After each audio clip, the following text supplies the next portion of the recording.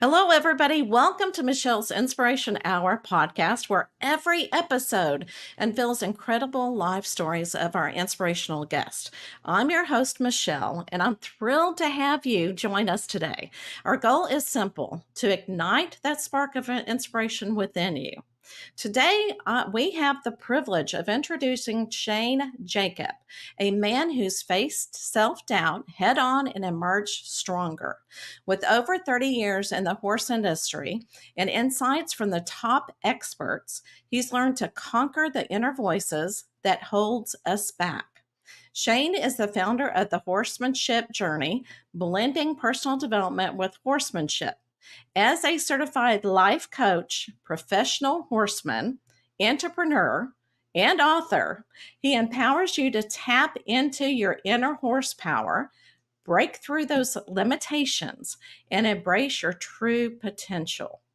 Join us for an enlightening conversation with Shane Jacob. Oh my gosh, let's bring him on. Hello, hello. How are you doing today?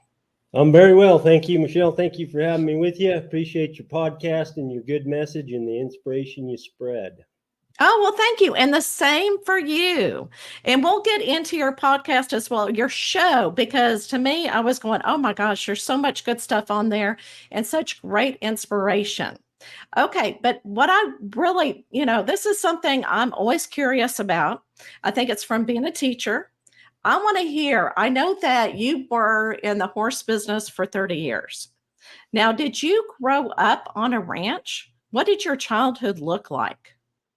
Yeah, so I grew up in a ranching family in Utah. We were actually sheep ranching, so like Oh, range sheep, like thousands of range sheep. That's slowly becoming a thing of the past in the United States. But so I wasn't necessarily in the horse business, but I grew up. My dad always had a number of horses that were used in tending to these sheep on the range. and I was going to say, because I think you really need to know what you're doing if you're not taught how to do it to take care, because that's a lot of work is taking care of the animals.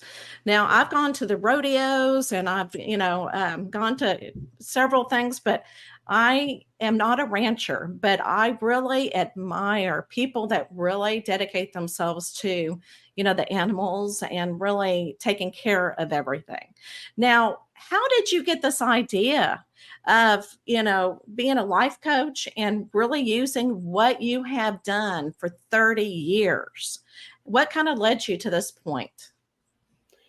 Well, I'll tell you, someday you're going along in life, and sometimes it takes some of us longer than others, but we have Yeah, these epiphanies and we have these transformations and changes, and they don't just really happen to us. I don't mean to say right. that these things just happen, but when we go through something, when we get to a better place, we want to share it with the world. And so I kind of was in a bad place for a lot of years, or not so good of a place. And so Mhm. uh, it occurred to me that, particularly in the horse business, as I've been in the horse industry for over 30 years as an occupation. And like I mentioned before that, Yeah. I had experience with horses, but really as an occupation for a long time. And what I see with horses, the relationships that we have with horses are similar to what we have with people. Um, but what I see in the horse business is that a lot of times, one of the first things I was looking at was how we relate to our horses, in that we say, well, my horse does XYZ, or I can't get my horse to do this. And so I'm kind of working around what I can or can't get him to do. Or Right. I'm blaming my horse for a lot of different things. And I just sat back and looked at, uh, well, my horse doesn't like fly spray, so I never spray him. So it scares him. Well, I don't, that's Right. like, and so I look at how we relate those same things to ourselves, and it's a relationship just like it is with ourselves. And so the Yes. same things apply. And when really the big message that we began with, and we still have, is the answers are here. They're here. They're not really out there. If you're a horseman, horse problems are people problems. They Right. really are. And those all, not the problems, but the solutions, the problems and the solutions, they begin right here with us. Now, when you're talking about, working and having relationships with horses, okay, and you were like with it for a very long time. So, did the horse, you say that we have relationships, what did you learn from the horses? Yeah. Okay, good question. So, I mean, there's so much to learn from horses, just like there's so much Yeah. to learn in life. Horsemanship is just it's a never-ending process, just like life. I mean, life is just sometimes if I like to look at it as much as I can as just like this exciting thing is like how much can we get out of it? Because I don't know if we're ever really going to be able to even comprehend how much is available, the capacity of our brain, the capacity for joy, the capacity to feel certain feelings and just experience life. I mean, and the horse business is the same way. There are people that spend decades and lifetimes just studying the intricacies and all that's in horsemanship, which is a relationship with horses, is what how we define horsemanship, which starts within. But what one thing about horses, they're these magnificent creatures that God created, and we just look at them and we admire their beauty, and sometimes just being in their presence gives us a little peace inside of our soul. And we can go to them and they can console us for the things that we're sad about, and they can help us get through grieving and all different sorts of things. But one thing about horses is that they're excellent listeners. Now, Yeah. Michelle, people are listeners too, and a lot of times we kind of think people really don't, they might not really know what's really going on inside of us, and some people are more intuitive than others, and sometimes we like to think that we're not letting on all that uh, that's inside of us. We're kind of holding it back, and we're wondering what other people are actually getting from us. And some people, they're getting very different things from us, unspoken communications, right? People. Horses, I'm here to tell you, there's no secrets. There's none. They know it all. They are the epitome of good listeners. They know. And we don't even have to, even when we do talk to them, I mean, it's debatable on really what they understand Right. of this Well, unspoken language. But yeah. horses know what's inside of our heart and inside of our mind. And that right there, the fact that they are open and that they accept us for what they are, and they're just another thing about horses, they're super forgiving. They are just so resilient and forgiving because we, as people interacting with a different species, we're going to make mistakes, we're going to have miscommunications, and we're even going to do things that were just flat wrong, that we regret, that we wish we didn't do. And horses, they forgive ourselves. So what's a lesson? Okay, a lesson is this horse is forgiving me, maybe I can forgive me. I mean, Mhm. he is forgiving me. I've made so many mistakes before. I didn't know. When I started in the horse business, I like to tell people I've made practically every mistake known to man with a horse. I'm not proud of that. I just did, but I Right. didn't know. I Right. didn't know. So I've made so many mistakes. But the horses overall, in general, they're not spiteful. They don't hold it against me, and they come back, generally speaking, as much as they can, and they forgive, and uh, they forgive and let go, and they let tomorrow be a new day. I mean, they remember. Don't take me wrong. I'm saying not saying that they don't remember, but they're pretty darn Yeah. forgiving, and they're pretty darn listeners. So the lesson, one of the lessons out of out of a lot, is that I can forgive myself, number one, and really is Mhm. just to listen, to have it be okay what's inside me, number one, and to really to try to be the same kind of listener that they are to me for somebody else. And I'm going to tell you the one thing, and I really love that you talk about that the horses are really forgiving because they're not resentful. They, like you said, they forgive. The one thing that I've really worked with, because I worked with children with autism, and they would go to that hypotherapy and would get on a horse. And I think it would teach everybody, you know, what a horse just senses and knows that the child, is on their back and just is very nurturing. And then the child starts speaking, a non speaking child will actually start saying, giddy up, giddy up. And it's like, then you get to see what the child can actually do. And the horse is what brings it out. And like you said, the horses teach us something. Yeah. So I'm in. That's a great example. You talk about hippotherapy, and that's Yes. any type of therapy that horses are used with all different types of conditions for therapy. And what you just described there is a connection. Okay, Mhm. what you Right. described in that example is a connection, and horses are so good at connectivity with us. And Brene Brown says that we as human beings we are hardwired for connection. And when we feel this, I mean, there is something there. I'm telling you, if you even just being close to a horse, you can feel some amount of this connection. And when we feel that connection, it changes us a little bit to the degree that we Right. can. And we can, you know, over periods of time, just like uh, we can change and improve the level and the strength of our connection with other people. We can do the same with horses, and that's a big deal right there. This connectivity, it's a big thing in our lives. And I agree with you too. I think a lot of people will tend to connect more with animals at first because that's where the trusting is. And so I think that's where, because that's why we have the dog therapy, the therapy dogs that people take everywhere because that kind of soothes them and everything. So I totally agree that we can learn from any animal because they are so patient and their energy and good listeners. You can tell them anything and they don't judge and they don't talk back. That's right. Yeah, that kind of thing, that kind of thing. All right, so let's go ahead and talk, and let me see if I can pull this up. Let's go ahead and talk about your show, okay? And I know that you interview a lot of guests that talk about things that they have gone through and their behaviors and what they have learned. Can you tell me what your inspiration behind the show was and what you've learned from it? Yep. As far as the Horsemanship Journey show, yeah, appreciate that. Yeah, it's I over the last couple of years and taken personally interviewed over 75 of the top horse professionals in the world, along with all types of horse professionals, including veterinarians and and also experts in human behavior.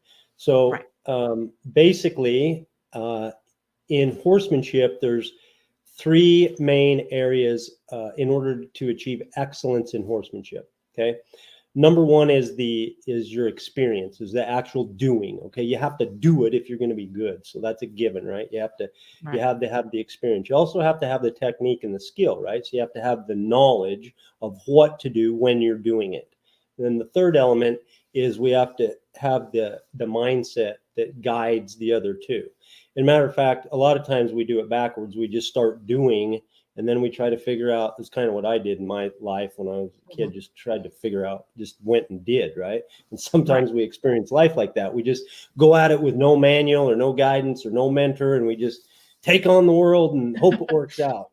And yeah, then we start to get knowledge and we start to train. And then what we come to realize is that how do, when we approach it with the mindset and the mental preparation and our thought processes correctly, then that when you combine, when those two are when the mindset guides the other two, um, then we can achieve excellence in horses. So our show has three pieces in each episode, and it was indeed an honor. And the biggest beneficiary of the show, of course, is me, because I got to sit in front of some of the yeah. most outstanding horsemen and women and experts and motivational people that really experts in human behavior in the world. And it's ended up being a good asset that people can draw a lot of. Hi, if you are being inspired by this episode, please share with somebody that will also be inspired. We are here to change the world. All right, let's get back to the conversation. Also, I want to talk about, what you offer on your website because I saw this on advanced queen, if I can pronounce that right, coach certification. All right. Yeah, So what is equine. all this about? Yeah, I'll tell you. So right now, the focus of the horsemanship journey is three parts. Number one is that we help people who are interested in careers in the horse industry, in all different areas of the horse industry. A lot of people have there's a lot of people that love horses and they think, oh, this would be my dream life. I'd love to do something I love, but I'm over here doing this dreary, this and that and the other, just trying to get by, and I can't break out of it and go live my passion of what I want to. So Right. we have a system to actually get you from A to B to where you're living, what lights you up when you wake up every morning. So that's Oh, wow. one thing that we do as the Horsemanship Journey. The second Uh-huh. thing is that we really address confidence with horses. So if you've had an event, sometimes you've had a wreck with horses or not, or maybe you just want to rebuild or re-strengthen, or even just simply to strengthen your confidence with horses. With confidence with horses is something that every horseman or horse rider or somebody that experiences horses has a thing with confidence, right? We all experience a lack of confidence to some degree at some point. Some of them can be pretty debilitating if we've had an injury, or if they're just so big and scary, but we really want to do it. So we help people. We also have a system that we systematically take people through to help rebuild or strengthen their confidence with horses. And the third thing, what you pulled up, is this fall, I think we're slated to be releasing or launching our equine, which is the horse species, equine coach certification. Okay. So what we do is we have an advanced certification for life coaches that are interested in coaching people in the horse industry with their specific.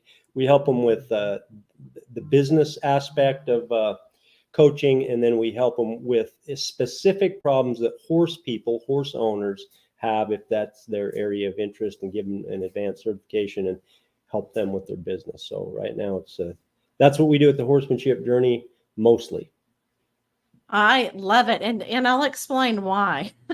Okay. And I think it's great, because I think a lot of people have fears, and I think it does teach you, to conquer your fears as well. So, when I was younger, I went to a ranch and I rode a horse with my friend. It was her grandfather's ranch, and I was tying the horse up. And all of a sudden, and he's an older horse, and all of a sudden his ears go down, and she saw it happen. And of course, my back is turned to the horse. And so the horse like bit me right on the shoulder. And I'm sure, he's telling me something, that's the way he was communicating with me. And I didn't know what was going on, but I mean, being fair skinned, and I had all this big bruise. So anyway, so I said, so that horse is telling me something. Then years later, I took my kids horseback riding. And of course, they put me on an old horse again. I don't know what it is with me and old horses. And this old horse did not like me. Okay. I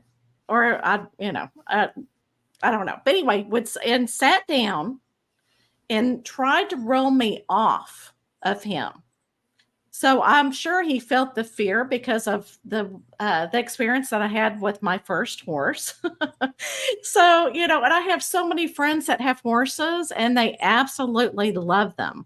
And so, somebody like me probably needs to call you. So are those kind of cases that you deal with? We deal with that and the owners of those horses, because what you're describing sounds like, the horse needs some leadership. Horses Right. can also be, horses can behave like children, or in a situation, there needs to be a leader. And if we don't step up and be the leader as the owner, horses are never good on the other end of this. When they're the leader, then people end up getting hurt just because of their, they're not made to lead. We're meant to be the leader, right. But sometimes we really don't understand that how that relationship needs to be beneficial to both. It actually benefits the horse for us to be the leader as more so than him, and plus it keeps us from getting hurt. Right, yes, absolutely. Any types of situations like that, we deal with all kinds of things as far as I bet, yeah. Yeah, I bet you do. I bet you do. And I'm sure, it really helps people that, like you said, want to deal with horses and have not grown up with horses or with animals like you have, and that you're Yeah. able to teach them. Now, I know that you also have tricks of the trade of being an auctioneer as Oh well. yeah, that is true. So did you work at whenever they're selling cows and the animals, were you one of the auctioneers at that event as well? Well, at one time in the a long time ago in the mid '90s, I had a monthly horse sale in Las Vegas Okay. where we had a monthly horse sale, and then um, pre-COVID, we my auctioneer services company would mostly do farm equipment and stuff like that. But auctioneers are fun. Auctions are fun. They're exciting Yeah. and they create a Yeah. lot of energy and kind of part of all our culture. But no, I haven't specifically worked in a cattle Okay. auction, but we've sold a lot of horses Oh, right. with the Right. auction method of selling, which is a fun way to do it. You're just a talented person. Let me just tell you, you're just got lots of talents that, that are kind of like secretly hiding. Now, if I'm going to kind of change a little bit, Okay. if somebody came to you and said, "You know what, Shane, and you do this already on your show, but I need some type of inspiration. What can you tell me to get through whatever I'm going through? Just a general inspiration statement. What could you tell somebody?" Yep. That's a great question. We Henry Eyring's a church leader, and he made a statement recently within the last year or so, and he said that as we go throughout our days and we interact with the people in our circles, unbeknownst to us, 80% of those people are suffering what they would consider a major life crisis. And uh, I believe that that's true. To them, most people are going through something that they feel is a major life crisis. And Michelle, when I look at what's causing all this turmoil and what's going on inside of us a lot of the time, and and I hear people like Brooke Castillo, who runs the Life Coach School, say that in her 15 years of coaching, she says that everything boils down to a question of personal worthiness. Are we worthy? Are we good enough? I heard a lady we had on our show called Cheryl Green, who's an author, and she made a statement that says that she believes that every negative behavior is tied to a lack of confidence. Let me say that again. Every negative behavior at the root is tied to a lack of a way that we feel about ourselves. You know what? I agree with that. And so I don't think that a good, solid, positive relationship with ourselves is a good idea. I don't think it's something that we should do to so that we're happier and have more joy and we feel better. Although that is true and it results in that, but I go a step further because you know what, Michelle, I believe it's our solemn duty. I believe it's our duty, and here's why. When we develop a positive relationship with ourselves, not only do we get those things that I just mentioned, we feel better, we get more joy, we give ourselves more grace, and so we have more peace in our hearts, but we're able to give it. We do not have the capacity or the ability, or it's just not there to be able to give to other human beings if we don't have it inside of ourselves. So I would say to you that if you're having a hard day, I'm telling you, you're worth it. We're all of the same value. Your value is immense. It's immeasurable. That's what I would say to you. Know that. Know it. Talk to yourself nicely. The way that we develop a relationship with ourselves is the way that we pay attention to your words and your thoughts. Your words and your thoughts that you say to us, please pay attention to them. Because when you tell yourself that you're an idiot or, all Yeah. these self-deprecating humor or negative things about yourself, you're believing it, whether it's unconscious or not. So please begin with being kind to yourself. Give yourself grace because your value is immeasurable.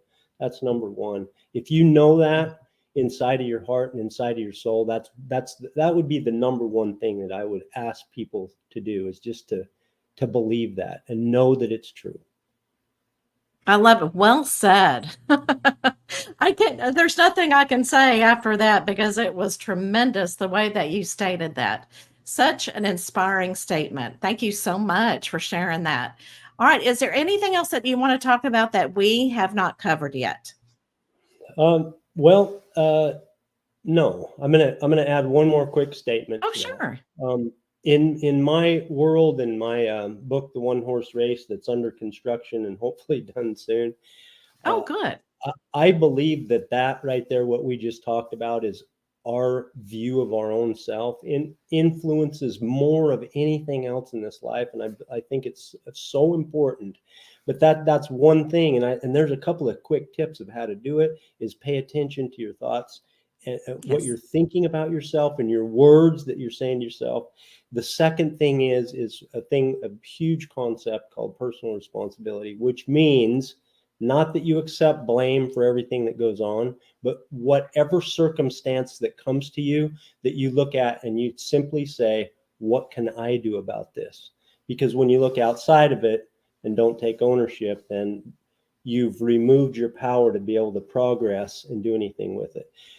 Those two concepts, now we're not, these are massive, huge concepts that we could just barely scratch the surface on, but and they're in order. Number one is to know that you're okay, and you're not just okay. You're an amazing human being. We're all exactly the same value. You're not lesser than. No matter what you've done, no matter what all the stupid, awful, terrible things that you feel bad about, that you have shame about, that makes you want to hide, you still, regardless of that, are this amazing equal to me and to every other human being. That's who you Mhm. are. That's number one. And number two, if you just begin to scratch the surface of this idea of personal responsibility, you'll be able to make it through and really progress in life. I see it and I work on it myself every day. And the takeaway for this is to begin is with whatever situation comes, when our tendency is to say, hey, that was this, or this happened to me, and that, and to be really looking elsewhere about kind of blaming and making excuses, or just talking about something over Right. here or why it happened and everything else.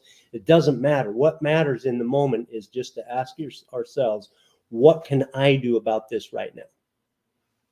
And those are my two big takeaways, and I appreciate you asking. Oh, absolutely. And you know what? I feel empowered. You know what I'm saying? Because the way that you say things, you can tell that you're passionate about it. And it just makes me go, okay, I believe it. I believe it. Just the way that you state it. That is fantastic. Well, are you ready for the last question on the wheel? Ready or not, here we go. All right, let's do it. And if you don't know a question, say spin again, okay? So we'll see how it goes. And you'll be able to see it better once it stops. Okay. All right, let's see. Oh.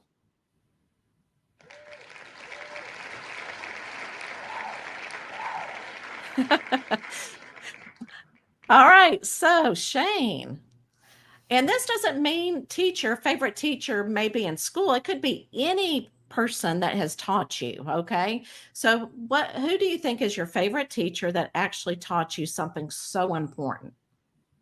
Michelle, I've had tons of teachers, and I believe in mentors, and I go to all the clinics and lessons, and I mean, I've ridden with literally hundreds of different people I've ridden horses with and taken instruction from, and I believe about, Oh, wow. I'm all about education and moving on.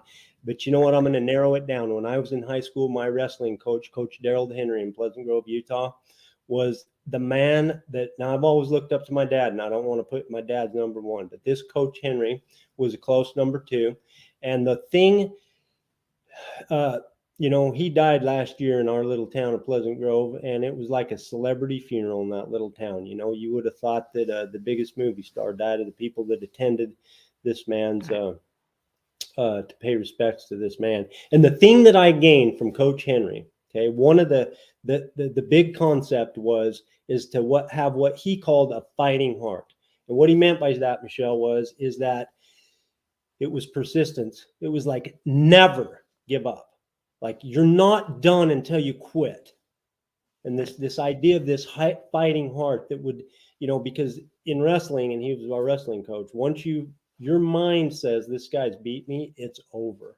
Oh, yeah. And so, but that lesson I've tried to think about and apply over all the time since, and that's a tremendous lesson that man left with me and lots of other people, and I'm very grateful for that.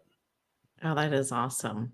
Where can they reach you, Shane? If they're going, you know what? I love him. I want to reach him. We're all over every media that there is. I don't think that there's one that they're missing, and we're at the horsemanshipjourney.com. Okay. Awesome. Awesome. Okay. Before we say goodbye, I found this on, I think it was on the Instagram or Facebook. I'm not really for sure. And this was a quote that I really liked. And it says, the goal is not to be successful. The goal is to be valuable. Once you're valuable, instead of chasing success, it will attract itself to you. So I feel like that just kind of wraps it all up with everything that we have talked about. So Shane, I appreciate you coming on. And for everybody else, I will see you next week to give you some more inspiration. All right, I will see you then.